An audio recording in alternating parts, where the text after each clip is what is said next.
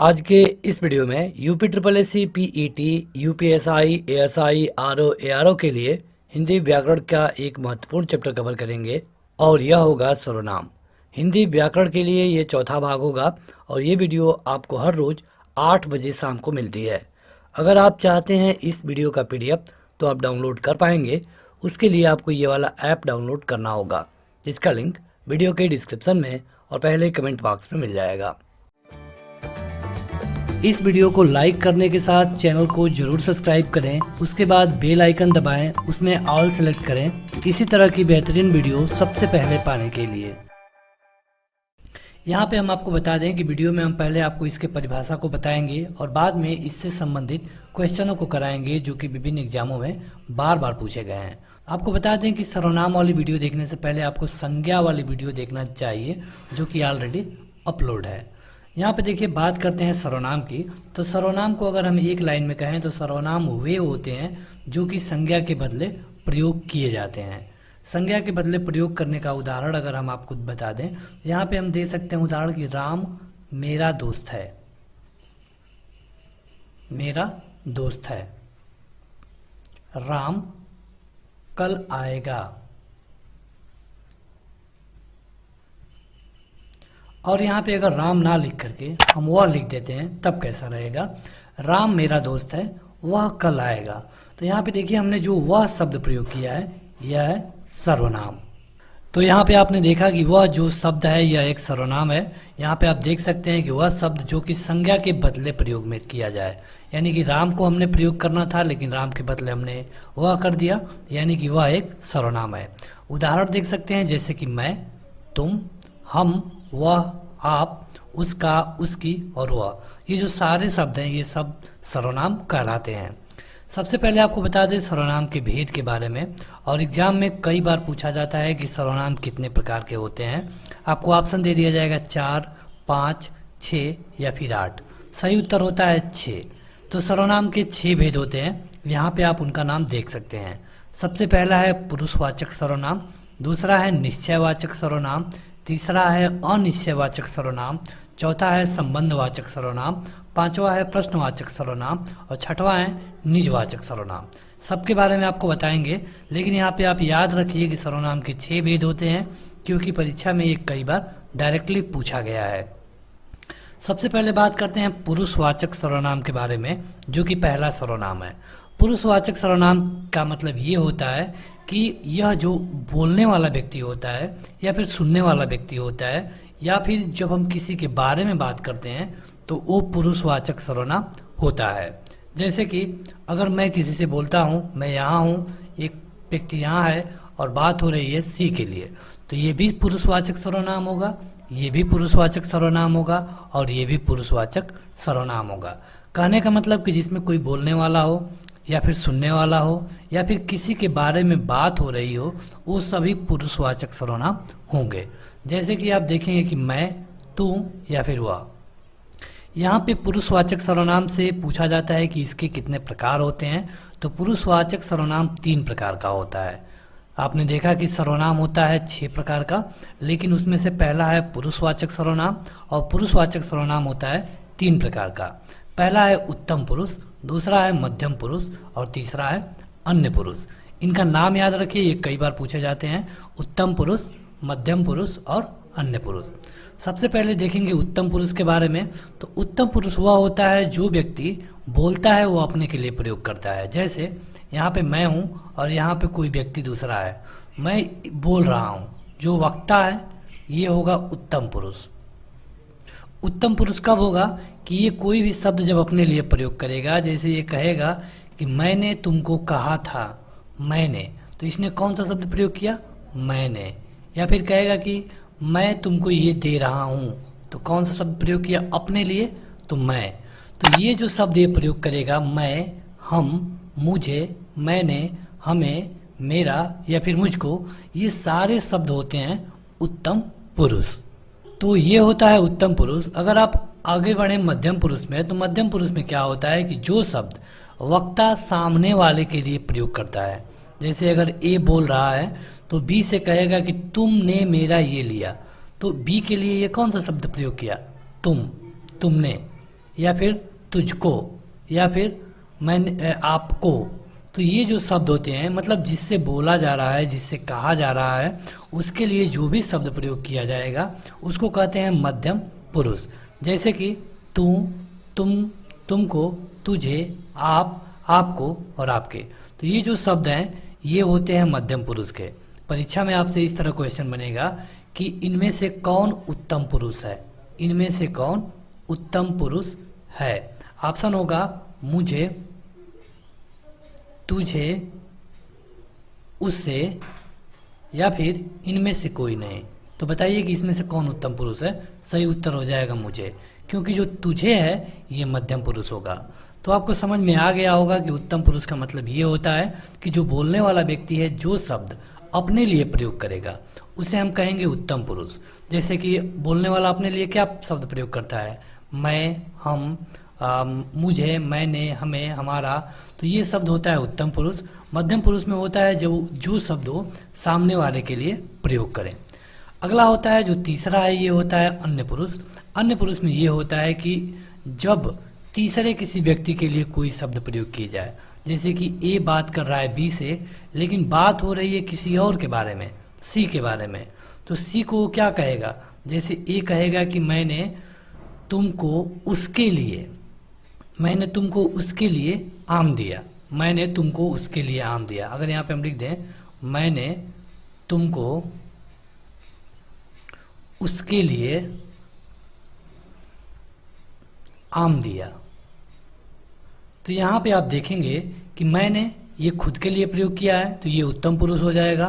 तुमको सामने वाले के लिए प्रयोग किया है यानी ये मध्यम पुरुष हो जाएगा। और इसके साथ उसके लिए मतलब किसी और के लिए बात हो रही है, किसी तीसरे व्यक्ति के लिए जो वहाँ पे उपलब्ध नहीं है, तो ये हो जाता है अन्य पुरुष। तो आपने तीनों को अलग अलग समझ लिया कि जो पहला होता है उत्तम पुरुष, उसमें क्या होता है कि वक्ता अपने लिए जिसका प्रयोग करे। मध्यम पुरुष मतलब कि वक्ता सामने वाले के लिए जिसका प्रयोग करे। और अन्य पुरुष जिसमें कि तीसरे किसी व्यक्ति के लिए बात हो। जैसे कि वह, यह, उन, उनको, उनसे, इन्हें, उनने, उसके या फिर इसने। आपको देखिए ये सारे शब्द समझना होगा क्योंकि सबको याद करने की उतनी ज़रूरत नहीं है। अगर आप समझ लेंगे तो आपको परीक्षा में इसी तरह क्वेश्चन पूछे जाएंगे कि इनमें से कौन उत्तम पुरुष है या फिर कौन अन्य पुरुष नहीं है। यहाँ पे आपको एक उदाहरण दिया गया है, उसने मुझे बोला था कि तुम पढ़ रही हो। उसने मुझे बोला था कि तुम पढ़ रही हो। तो यहाँ पे देखिए जो व्यक्ति बोल रहा है अपने लिए इसमें से किस शब्द का प्रयोग किया है। आप बताइए खुद ही कमेंट करके कि इसमें से जो व्यक्ति बोल रहा है वह अपने लिए किस शब्द का प्रयोग किया है। तो ये मुझे, जब ये मुझे प्रयोग किया है तो मुझे हो जाएगा उत्तम पुरुष। और तुम पढ़ रही हो, किससे बोल रहा है तो तुम से बोल रहा है, तो तुम हो जाएगा मध्यम पुरुष। देखिए हमने मध्यम पुरुष में बताया था कि तुम होता है। उसके बाद उसने, तो किसी और के बारे में बात हो रही है, तीसरे के बारे में, तो जो तीसरे के बारे में बात होती है उसे हम क्या कहते हैं, अन्य पुरुष। तो इसे आपको समझना होगा। अगर आप इसको लाइन बाई लाइन पढ़ना चाहते हैं तो आपको ऐप मिल जाएगा हमारा, वहाँ पे आप जाके पढ़ पाते हैं। अगला है जो कि दूसरा सर्वनाम था। पहला हमने देखा था पुरुषवाचक सर्वनाम, दूसरा है निश्चयवाचक सर्वनाम। तो निश्चयवाचक सर्वनाम को हम संकेतवाचक भी कहते हैं। और संकेतवाचक इसलिए क्योंकि यह दूर अथवा निकट की वस्तु को संकेत करके बताया जाता है। तो इसमें क्या है कि ये कोई फर्क नहीं पड़ता कि वस्तु दूर है या फिर निकट है, किसी भी वस्तु को संकेत करके बताया जा रहा है वहाँ पर निश्चयवाचक या फिर संकेतवाचक सर्वनाम होगा। जैसे अगर आप देखेंगे पास में कोई पुस्तक है तो यह मेरी पुस्तक है, यहाँ पे जो यह लगा है यह क्या है, निश्चयवाचक सर्वनाम। वह माधव की गाय है, मतलब कोई गाय है थोड़ी दूर पे खड़ी है तो वह माधव की गाय है, वह राम के भाई है। तो यहाँ पे जो वह शब्द है ये क्या है, एक निश्चयवाचक यानी कि संकेतवाचक सर्वनाम है। यहाँ पे यह, वह और वह ये तीनों एक सर्वनाम के तौर पे प्रयोग किए गए हैं और तीनों संकेतवाचक यानी कि निश्चयवाचक सर्वनाम है। अब आपको थोड़ा सा डिफरेंस जान लेना चाहिए निश्चयवाचक और पुरुषवाचक सर्वनाम में। देखिए यहाँ पे दो उदाहरण दिए गए हैं। राम मेरा मित्र है, वह दिल्ली में रहता है। राम मेरा मित्र है और वह दिल्ली में रहता है। और यहाँ पे एक अगला उदाहरण है, यह मेरी गाड़ी है, वह राम की गाड़ी है। यह मेरी गाड़ी है, वह राम की गाड़ी है। तो यहाँ पे देखिए राम का प्रयोग यहाँ पे वह किसके लिए प्रयोग हुआ है, राम के लिए। तो ये हो गया पुरुषवाचक सर्वनाम, क्योंकि पुरुषवाचक में ये होगा अन्य के लिए। जैसे हम अन्य व्यक्ति के बारे में बात कर रहे हैं कि राम मेरा मित्र है और वह दिल्ली में रहता है, हम किसी से बोल रहे हैं, तो ये हो जाएगा पुरुषवाचक। और यह मेरी गाड़ी है, वह राम की गाड़ी है, ये हो जाएगा निश्चयवाचक या फिर संकेतवाचक, क्योंकि हम संकेत करके किसी को बता रहे हैं। आगे बढ़ते हैं तो अगला और तीसरा है अनिश्चयवाचक। अभी आपने देखा वो निश्चयवाचक था, उसमें कन्फर्म था कि वह राम की गाय है, राम की गाड़ी है। लेकिन जो तीसरा है यह होता है अनिश्चयवाचक सर्वनाम। अनिश्चयवाचक में क्या होता है कि किसी भी स्थिति का निश्चित बोध नहीं होता है, वहाँ पे अनिश्चितता रहती है। जैसे कि कोई आ रहा है, अब पता नहीं है कौन आ रहा है, लेकिन कोई आ रहा है। तो यहाँ पे जो अनिश्चय वाले शब्द हैं, जहाँ पे कुछ कन्फर्म नहीं हो रहा है, उस तरह में जो भी शब्द प्रयोग होगा उसे हम कहेंगे अनिश्चयवाचक सर्वनाम। जैसे कि कोई, वहाँ कोई रहता है, तो पता नहीं कौन रहता है, लेकिन कोई रहता है। तो जब कोई अनिश्चितता का बोध हो, मतलब कन्फर्म पता ना चले, तो वहाँ पे जो शब्द होगा उसे हम कहेंगे अनिश्चयवाचक सर्वनाम। जैसे इसमें क्या है, तो जो कोई शब्द है यह अनिश्चयवाचक सर्वनाम है। दरवाजे पे कोई खड़ा है, पता नहीं कौन खड़ा है, लेकिन कोई खड़ा है, तो जो कोई शब्द है क्या होगा, अनिश्चयवाचक सर्वनाम होगा। अगर यहाँ पे ये होता है कि दरवाजे पे राम खड़ा है या फिर दरवाजे पे वह खड़ा है, तो वह का मतलब कि हम जिसको बता रहे हैं उसको पता है कि कौन खड़ा है। लेकिन अगर हम किसी को कह रहे हैं कि दरवाजे पे कोई खड़ा है, तो किसी को नहीं पता, ना तो बोलने वाले को पता है ना तो सुनने वाले को पता है कि कौन खड़ा है। आगे बढ़ते हैं तो अगला उदाहरण है स्वाद में कुछ कमी है। हम किसी को कह रहे हैं फ़ोन करके कि स्वाद में कुछ कमी है। अब क्या कमी है, नमक कम है या फिर मसाला कम है, क्या कम है, कुछ पता नहीं। तो जहाँ पे निश्चित चीज़ का बोध ना हो, वहाँ पे होगा अनिश्चयवाचक सर्वनाम। आपको इन शब्दों को याद रखना होगा, जैसे कि कोई है या फिर कुछ, क्योंकि परीक्षा में यही पूछे जाएंगे, आपसे पूछा जाएगा कि इनमें से कौन अनिश्चयवाचक सर्वनाम है। तो जहाँ पर कोई निश्चय ना हो उसे हम कहते हैं अनिश्चयवाचक, और इस तरह के लिए जो भी शब्द प्रयोग होगा उसे हम अनिश्चयवाचक सर्वनाम कहेंगे। तो आगे बढ़ते हैं, लेकिन उससे पहले अगर अभी तक आपने इस वीडियो को लाइक नहीं किया है तो वीडियो के नीचे जो लाइक का बटन है उसे दबा के लाइक कर लीजिए, और इस वीडियो के लास्ट तक बने रहिए, क्योंकि अभी हम आपसे एक्सरसाइज कराएंगे तो आपको पता चल जाएगा कि आपकी कितनी तैयारी है। क्वेश्चन है कि संबंधवाचक सर्वनाम, मतलब कि अगला जो है चौथा नंबर जो हम सर्वनाम कवर कर रहे हैं, ये चौथा नंबर है संबंधवाचक। पहला हमने पुरुषवाचक देखा, दूसरा निश्चयवाचक, तीसरा अनिश्चयवाचक, और चौथा है संबंधवाचक सर्वनाम। संबंधवाचक सर्वनाम ये होता है कि ये जो शब्द प्रयोग किए जाते हैं ये किसी न किसी से संबंध बताते हैं। किसी न किसी से जब संबंध बताने के लिए जो शब्द का प्रयोग होगा उसे हम संबंधवाचक सर्वनाम कहेंगे। जैसे कि जो कर्म करेगा फल उसी को मिलेगा, तो उस अगर हम यहाँ पे केवल कहें कि फल उसी को मिलेगा, तो आप देखेंगे कि यहाँ पे ये जो वाक्य है यह अधूरा है। तो यहाँ पे इसको पूरा करने के लिए आपको लिखना होगा जो कर्म करेगा फल उसी को मिलेगा। तो ये जो दोनों शब्द हैं ये किसी न किसी का संबंध बता रहे हैं, तो इस तरह के शब्दों को संबंधवाचक सर्वनाम कहा जाता है। जिसकी लाठी उसकी भैंस, तो उसकी है ये क्या है, एक संबंधवाचक सर्वनाम है। जिसकी है ये भी एक संबंधवाचक सर्वनाम है। जैसा कर्म वैसा फल, तो जैसा और वैसा ये दोनों क्या है, संबंधवाचक सर्वनाम है। तो यहाँ पे लिखा गया जो, उसे, जिसकी, जैसा, वैसा, ये शब्द कभी भी प्रयोग होंगे तो इन्हें हम संबंधवाचक सर्वनाम कहते हैं। अगला सर्वनाम देखते हैं, ये है पांचवा, और ये होता है प्रश्नवाचक सर्वनाम। जैसा कि नाम से ही पता चल रहा है कि इसमें क्या होता है, प्रश्न का बोध होता है, पता चलता है कि प्रश्न पूछा जा रहा है। तो जिन शब्दों से ऐसा लगे कि यहाँ पे प्रश्न पूछा गया है उन शब्दों को हम कहेंगे प्रश्नवाचक सर्वनाम।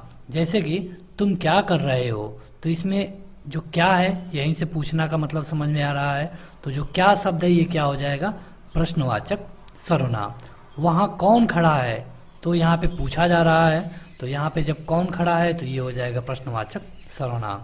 यह काम कैसे हुआ, मतलब कि जहाँ पर कोई चीज़ पूछा जाएगा उन शब्दों को हम कहेंगे प्रश्नवाचक सर्वनाम। जैसे कि क्या, कौन और कैसे, जिनका प्रयोग यहाँ पे हुआ है।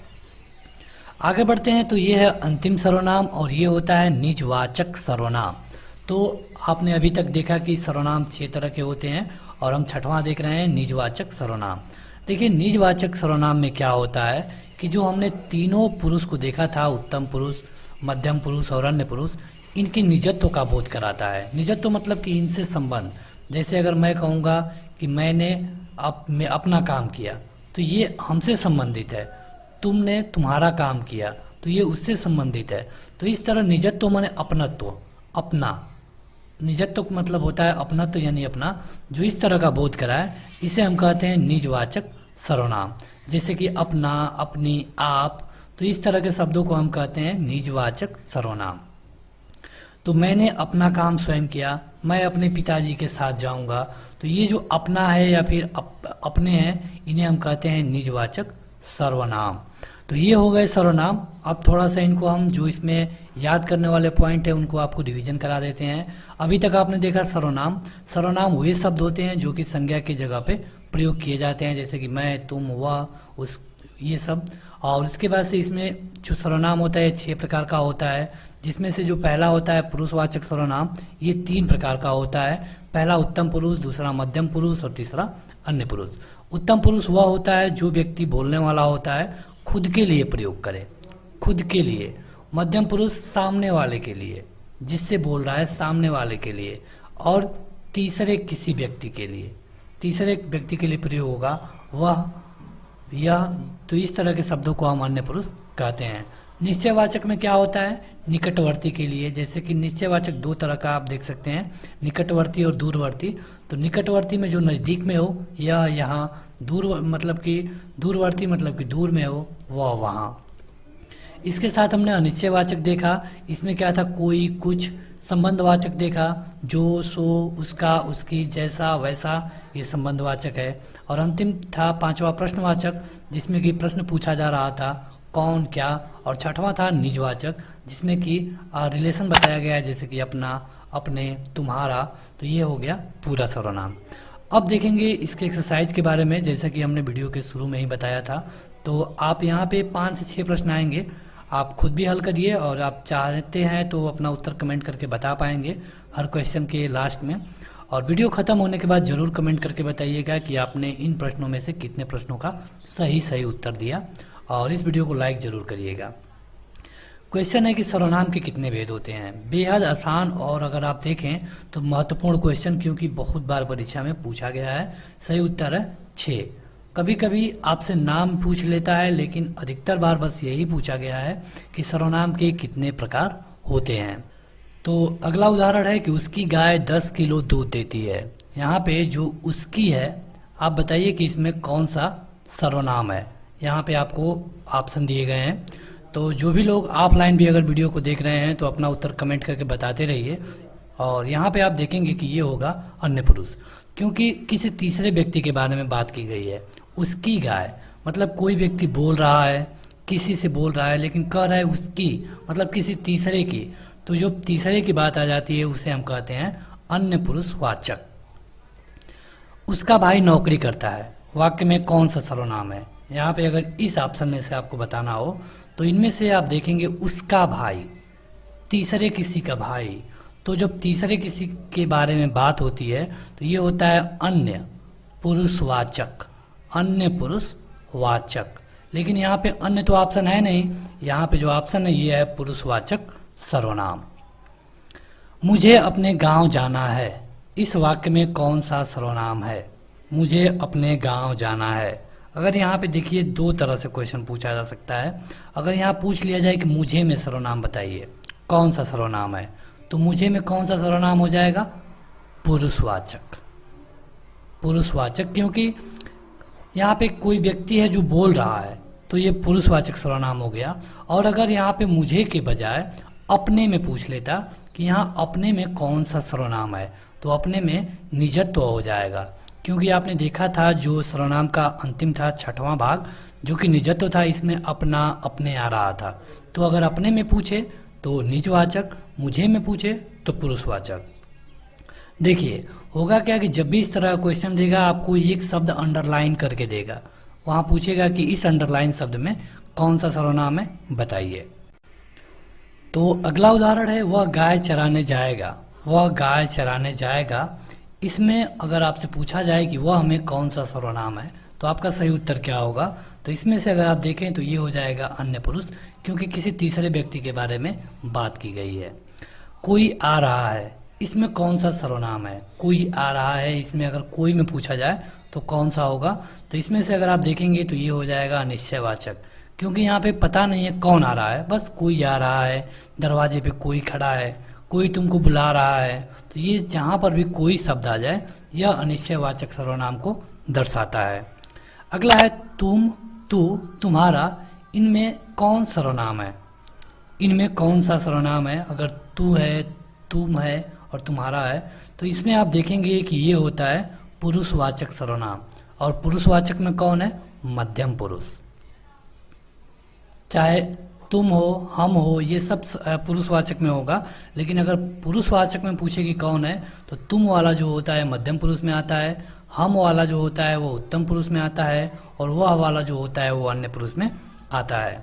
तो बस आज की इस वीडियो में इतना ही। आप इस वीडियो को लाइक करने के साथ इसे अपने दोस्तों में ज़रूर शेयर करिए। आप कमेंट करके बताइए कि इन प्रश्नों में से आपका कितना प्रश्न सही हुआ। इसी तरह की वीडियो ऑलरेडी अपलोड है, लिंक इस वीडियो के डिस्क्रिप्शन में मिल जाएगा। इसी तरह की वीडियो सबसे पहले पाने के लिए इस चैनल को सब्सक्राइब करें।